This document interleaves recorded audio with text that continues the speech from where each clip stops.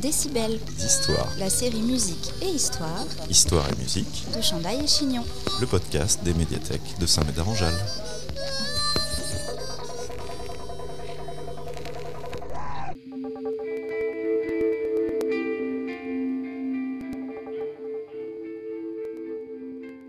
Au sommaire de ce numéro de Décibels Histoire, une femme de sénateur, des musiques répréhensibles, un lobby puritain américain, un procès en sorcellerie, un trio de musiciens improbables et un orgasme musical.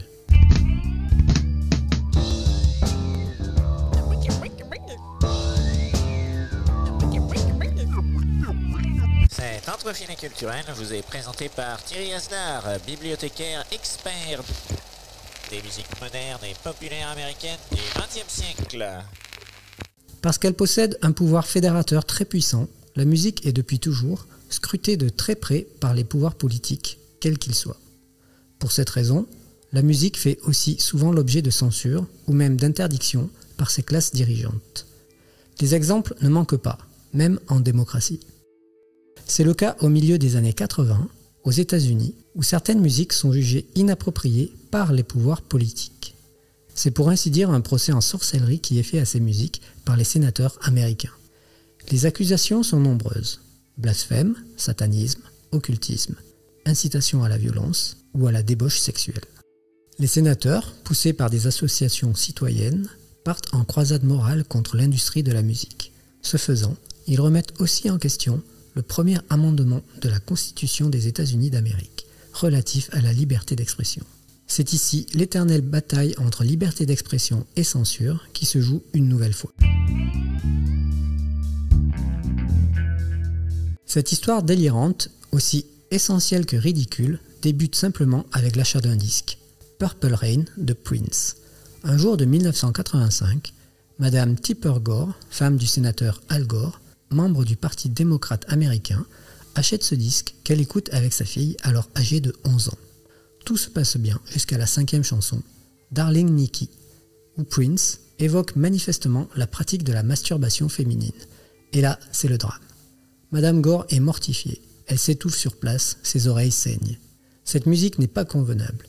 Il faut agir au plus vite et la faire disparaître. Madame Gore fonde alors avec quelques amis, femmes de sénateurs et de riches industriels, le PMRC, Parents Music Resource Center.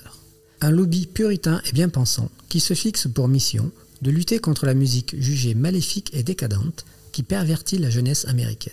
Pour le PMRC, ces musiques, particulièrement le hard rock, sont la cause de tous les maux de l'Amérique. Elles sont la cause des abus sexuels sur les enfants, des suicides chez les adolescents, des tueries de masse dans les écoles, de la consommation de drogue ou d'alcool au sein de la jeunesse, etc., etc. Pour atteindre son objectif et fort de ses puissants soutiens politiques, le PMRC fait pression sur la RIAA, Record Industry Association of America, l'industrie musicale américaine. Le PMRC veut obliger le RIAA à instaurer un système de classification et d'interdiction des disques en fonction du contenu des chansons. Le PMRC veut ainsi aider les parents à prendre des décisions éclairées sur la musique qu'ils permettent d'écouter à leurs enfants. Afin de rendre son message plus percutant, le PMRC publie une liste de 15 chansons dites sales. Y figurent en bonne place de nombreux groupes de hard rock comme AC/DC, Motley Crue, Twisted Sister, Def Leppard, Venom, Judas Priest, Wasp, Black Sabbath ou encore Mercyful Fate. Mais aussi quelques artistes pop comme Prince, Cyndi Lauper ou Madonna. Selon le PMRC, ces chansons font l'apologie du sexe, de l'occultisme et de la violence. Mais la société américaine n'est pas un monolithe puritain. En réaction à la création du PMRC, l'activiste Mary Morello, mère de Tom Morello, futur guitariste du groupe Rage Against the Machine, lance la campagne Parents for Rock and Rap, parents soutien au rock et au rap. Le mouvement créé en 1987 défend la liberté d'expression et s'oppose directement aux actions menées par le PMRC.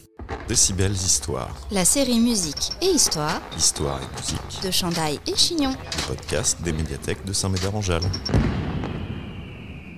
Le point d'orgue de ce combat culturel idéologique se situe précisément le jeudi 19 septembre 1985. Il prend place au cœur du Sénat américain en plein milieu de l'ère ultra-conservatrice du président Ronald Reagan. L'audience sur les musiques répréhensibles donnée ce jour-là au Sénat reste aujourd'hui encore l'une des plus médiatisées de l'institution politique américaine. Durant 5 heures, les sénateurs et leurs épouses du PMRC font pression sur l'industrie musicale. Le pouvoir politique entend ainsi contrôler la diffusion de la culture à destination de sa jeunesse. Et même si les sénateurs s'en défendent, il s'agit bel et bien de censure idéologique. Ce faisant, il menace aussi implicitement le premier amendement de la Constitution des États-Unis d'Amérique relatif à la liberté d'expression. Face à eux, c'est le trio de musiciens le plus improbable qui est appelé à témoigner. Frank Zappa, compositeur et musicien inclassable, John Denver, musicien de la scène folk, et Dee Snider, chanteur du groupe de hard rock Twisted Sister. Chacun à leur tour et à leur façon, ils défendent avec force et conviction la liberté artistique face au gouvernement fédéral américain. Ces auditions démontrent comment les personnes au pouvoir veulent et peuvent déterminer quelles formes d'expression sont acceptables ou non dans les sociétés qu'ils dirigent. Le sénateur Ernest Fritz Hollins ne cache pas ses intentions, puisqu'il déclare en parlant du rock jugé immoral « Si je pouvais trouver un moyen de l'éliminer constitutionnellement, je le ferais ». Faute de pouvoir éliminer le rock constitutionnellement, le sénateur soutient l'idée de l'étiquetage des disques comme persuasion morale et non comme censure. Dans son livre « Raising PG Kids in a X-Rated Society », paru en 1987, Madame Tipper Gore révèle involontairement l'absurdité de son discours et le caractère inepte de sa croisade. Elle écrit « Comme beaucoup de parents, j'ai grandi en écoutant de la musique rock et en l'aimant, mais quelque chose s'est passé depuis l'époque de Twist and Shout. Le choix de Twist and Shout comme élément de référence bienséant est totalement hors de propos, tant cette chanson n'est que sous-entendu sexuel de bout en bout. On peut même dire que Twist and Shout n'est rien d'autre qu'un orgasme traduit en musique, comme l'expriment clairement les paroles « Viens, viens, viens, bébé, maintenant ». Pourtant, Madame Tipper Gore n'y voit rien de répréhensible. Elle met ainsi en évidence l'extrême difficulté, pour ne pas dire l'impossibilité, de juger de la respectabilité ou du sens d'une chanson. L'interprétation et la compréhension d'une chanson relèvent du privé, de chaque expérience personnelle et non de la censure d'État. En plus d'être vouée à l'échec, cette croisade idéologique s'avère vaine et malsaine.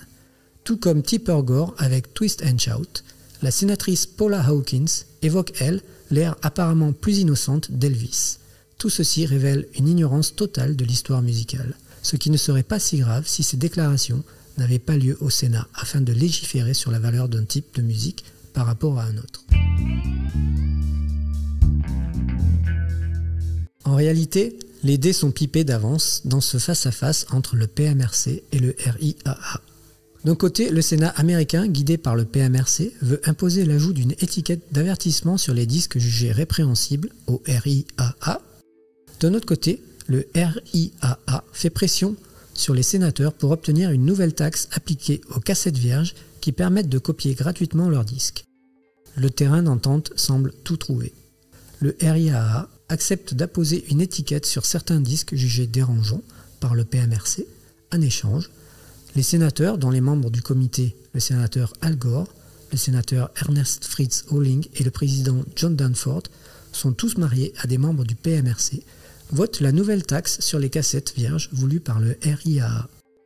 Dans ce marché de dupes, avec les sénateurs pour arbitre, le premier amendement de la Constitution des États-Unis d'Amérique relatif à la liberté d'expression peut bien aller se faire cuire un œuf. C'est ainsi qu'apparaît au milieu des années 1980 la fameuse étiquette noire et blanche Parental Advisory Explicit Lyrics sur certains disques. D'abord uniquement aux États-Unis, ce label, symbole de la censure idéologique culturelle américaine, se développe partout dans le monde. S'il ne s'agit officiellement pas de censure, ce label imposé y ressemble pourtant beaucoup. D'énormes détaillants comme Walmart retirent les disques ainsi étiquetés de ses rayons, supprimant une part énorme du marché aux artistes concernés. Certains petits magasins sont menacés d'expulsion ou de fermeture s'ils proposent des disques étiquetés de la sorte. La ville de San Antonio interdit aux artistes labellisés de se produire. Les États du Maryland et de Pennsylvanie débattent d'une loi obligeant les détaillants à étiqueter personnellement les disques et à les conserver dans une zone réservée aux adultes dans leurs magasins. Jello Biafra, le chanteur du groupe Dead Kennedys, est poursuivi en Californie pour distribution de matériel nocif à des mineurs.